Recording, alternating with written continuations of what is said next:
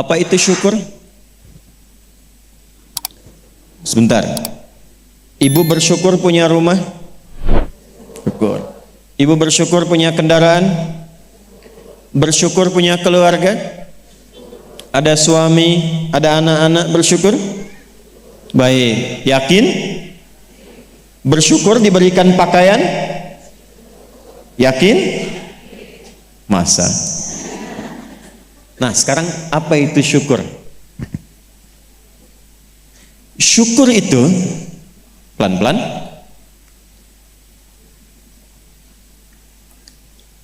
Syukur itu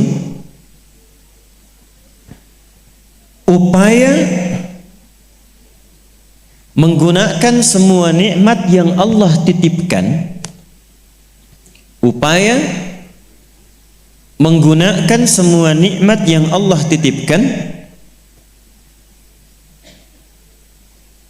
sesuai dengan apa yang Allah inginkan, sesuai dengan apa yang Allah inginkan, dalam rangka mendekatkan diri kepada Allah Subhanahu wa taala. Contoh, ibu sekalian, maaf, anak itu titipan dari Allah atau bukan? Yakin? Sekarang pertanyaannya, ibu tahu nggak apa yang Allah inginkan dari anak yang dititipkan itu? Jadi apa? Anak yang soleh. Saking inginnya mendapatkan anak yang soleh, bahkan setiap ibu sejak mengandung itu sudah bermohon kepada Allah. Itu ada di Quran surah ke-7 Al-A'raf di ayat 189 di ujung ayatnya. Ya, Quran surah 7 ayat 189. Falamma taghasyaha hamalat hamlan khafifa famarrat bi. Lihat ke ujung ayatnya. Falamma athqalat da'wallaha rabbahuma la in ataitana salihah lanakunanna minasyakirin. Suami istri itu kalau istrinya tengah mengandung, kemudian menjelang fase-fase kelahiran, sangat berharap dan berdoa mohon pada Allah, semoga anak yang terlahir ini menjadi anak yang soleh. Sepakat, Bu? Setiap ibu menginginkan anaknya menjadi anak yang soleh. Sepakat? Pertanyaannya, apakah betul kemudian setiap ibu yang sudah Allah titipkan anak dalam kehidupannya betul-betul mensyukuri nikmat titipan itu? Saya tanyakan pada ibu, anak ibu itu disekolahkan di mana? Kenal Allah atau tidak? Diajarkan sholat atau tidak? Diberikan pakaian yang menutup aurat atau tidak? Perhatikan definisi syukur tadi. Menggunakan semua nikmat, upaya menggunakan semua nikmat sesuai dengan apa yang Allah inginkan. Ibu punya anak perempuan, katanya ibu syukuri diberikan itu, sampai ibu bikin akikah, sampai undang tetangga, sampai selamatan. Tapi setelah dia bahkan menjelang balik, ibu kasih pakaian yang membuka auratnya. Itu bukan syukur namanya. Disekolahkan di tempat yang bahkan dia tidak mengenal Allah. Dikejar sampai di sininya nih. Nggak salah. Dilesin matematika, nggak salah, bagus. Les fisika, bagus. Les kimia, bagus. Ikut bimbel, bagus. Masuk kampus top, bagus. Tapi nggak kenal Allah, di mana syukurnya? Satu, lihat pakaian yang selama ini Allah berikan kepada ibu sebagai titipan, dan itu akan dihisap. Buka lemari pakaiannya. Coba cek, ada nggak satu bagian pakaian yang belum pernah dipakai untuk ibadah? Coba lihat ketika beli tas mewah, sepatu baru, pakaian baru, sudah pernah dipakai ibadah belum? Jangan-jangan beli tas itu hanya untuk dipakai keundangan saja. Jadi ketika manusia mengundang, beli yang baru. Kenapa ketika Allah yang mengundang 5 kali dalam sehari, bahkan untuk memberikan solusi kehidupan, yang baru itu nggak pernah dipakai? Oh, kenapa pada diam? Satu, berasa ya?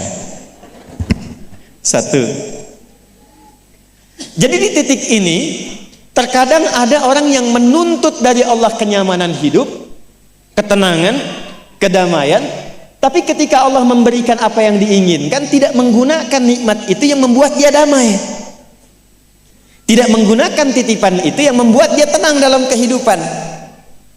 Karena itu saya ingin memulai dengan mengajak kita semua, ayo kita lihat lagi apa saja titipan Allah yang telah dititipkan dalam kehidupan ibu dan bapak yang ada di luar saat ini sampai dengan detik ini. Kalau ingin mendapatkan ketenangan di dunianya, ketenangan di alam kuburnya, sampai pulang ke akhirat nanti, maka pastikan berusahalah untuk menjadi golongan yang sedikit itu. Gunakan semua nikmat itu pada hal yang Allah inginkan. Jika itu sudah dilakukan, saya berikan rahasia. Ini antara kita saja. Coba ibu buka surat ketiga. Belakang kedengeran nggak? Alhamdulillah. Belakang kedengeran? Tidak. Kok bisa jawab? Surah 3 ayat 35 sampai 37.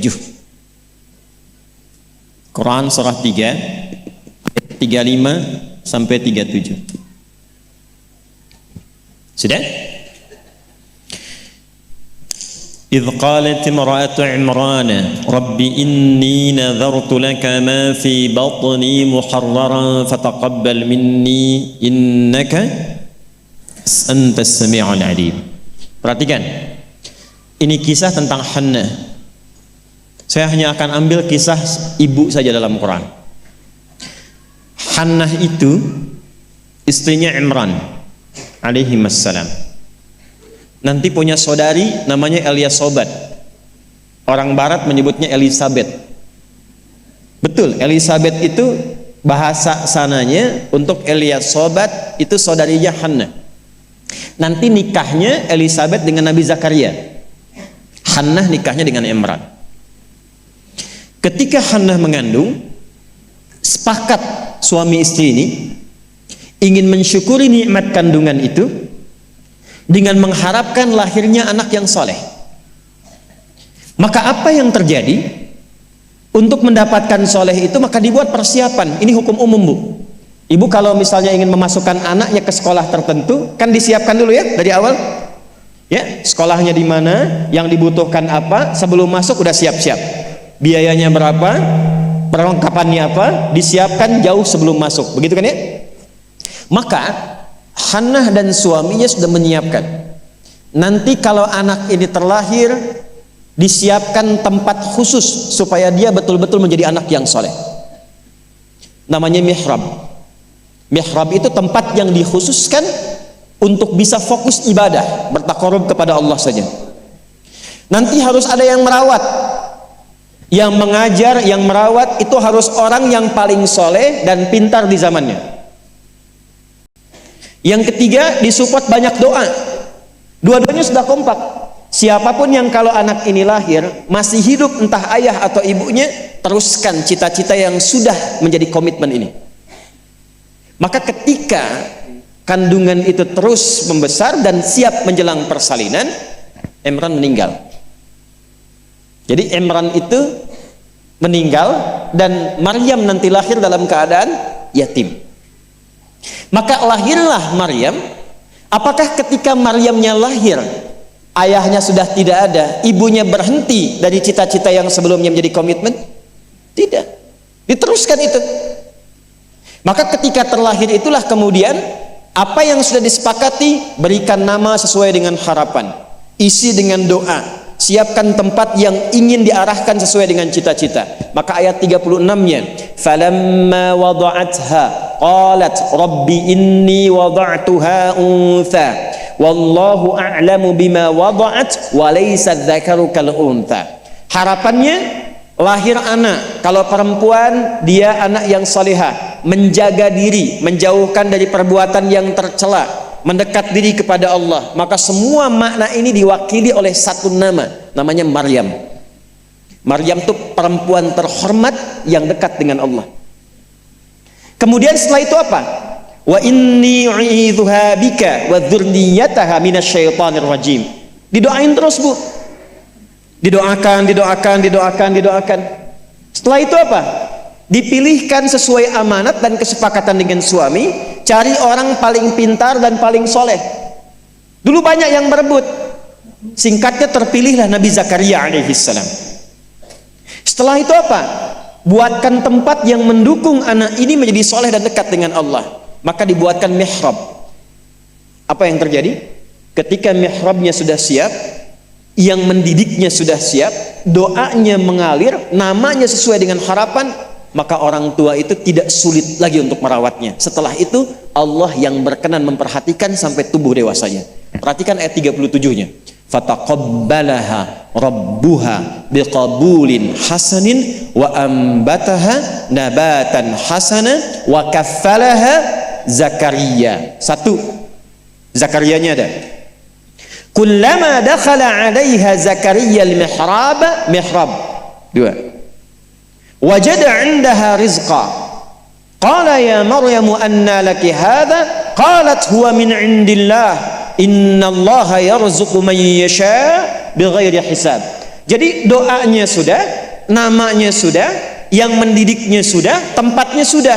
Kalau itu 4 terpenuhi, kata Allah, kamu hei Hannah, gak usah lelah lagi merawat anakmu itu. Biarkan aku dengan kehendakku yang memudahkan semua perawatan anakmu sampai tumbuh dewasa. Demi Allah bu, setiap butuh apapun, orang tuanya tidak susah. Setiap akan diantar makanan, makanan sudah ada. Mau diantar pakaian, pakaian sudah ada. Dan semua pertumbuhannya langsung diperhatikan oleh Allah. Jadi ketika syukur itu diterapkan dalam kehidupan, maka seorang hamba akan beralih dari hamba biasa statusnya menjadi hamba yang istimewa di hadapan Allah Subhanahu wa taala. Ini yang ingin saya contohkan. Bersyukur itu bukan hanya sekedar mengungkapkan alhamdulillah atas nikmat yang diperoleh, tapi ada peluang untuk menambah nikmat-nikmat lanjutan. Ini ayat ini yang menginspirasi Al-Imam Asy-Syafi'i, Imam Ahmad bin Hanbal. Tidak banyak orang tahu Imam Syafi'i itu single parent bu ibunya. Imam Ahmad bin Hanbal itu single parent. Jadi begitu dititipkan anak laki-laki Imam Ahmad, bapaknya meninggal, ibunya yang gendong sana sini. Musim dingin dimasakin air, kan belum ada water heater waktu itu.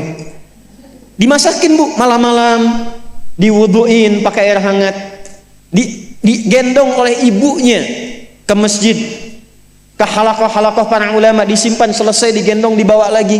Apa yang terjadi? Ketika semua nikmat dititipkan anak itu disyukuri sesuai dengan apa yang Allah kehendaki, jadilah Imam Ahmad. Ibu kenal Imam Al-Bukhari? Ayo bilang kenal. Ini juga sama, single parent. Bahkan lebih dahsyat lagi, Imam Al-Bukhari itu saat lahir ayahnya meninggal, usia 2 tahun, matanya buta. Dan dokter mengatakan pada masa itu, ini buta permanen, gak akan sembuh. Apa yang menjadikan kemudian matanya sembuh sampai jadi orang paling hebat di zamannya dan melahirkan karya besar Sahih Al-Bukhari? Wa qalilun min ibadiyasy syakur. Ibunya. Jadi betul-betul mensyukuri nikmat diberikan seorang anak, dititipkan seorang anak. Jadi nggak pernah lihat bu. Jangan lihat kata orang, ini anak si fulan, misalnya si fulana ini kurang begini, anak si fulana autis, anak si fulana begini. Nggak ada. Nggak ada satu anak pun terlahir yang tidak punya keistimewaan, itu tidak ada. Tanamkan pada hati yang paling dalam. Dalam kondisi apapun Allah menitipkan anak pada ibu, itu ada keistimewaan di dalamnya yang menyempurnakan kebahagiaan dalam rumah tangga. Pernah ada seorang ibu sedih karena begitu terlahir anaknya divonis lumpuh otak, cerebral palsy, lumpuh otak. Saya katakan, hei, belum tentu itu jadi kekurangan. Boleh jadi Allah titipkan satu kelebihan di balik anak itu yang belum terbuka sekarang. Coba bacain Quran terus. Dibacakan Quran, bacain Quran, bacain Quran. Begitu anak itu mulai bisa bicara, yang keluar Quran. Begitu dicek oleh seorang ustadz, ternyata anak itu sudah hafal Quran 30 juz. 30 juz. Dan barakah anak itu yang kemudian membawa si ibu jadi keliling-keliling. Haji, umrah, ke satu tempat yang tidak pernah dikunjungi sebelumnya. bertemu dengan orang hebat yang tidak pernah dibayangkan sebelumnya, ternyata lewat wasilah anak itu. Disyukur itu membahagiakan. Itulah syukur. Syukur itu dampaknya banyak, Bu. Dia nggak akan tertinggal, dunia dapat, akhirat juga diraih.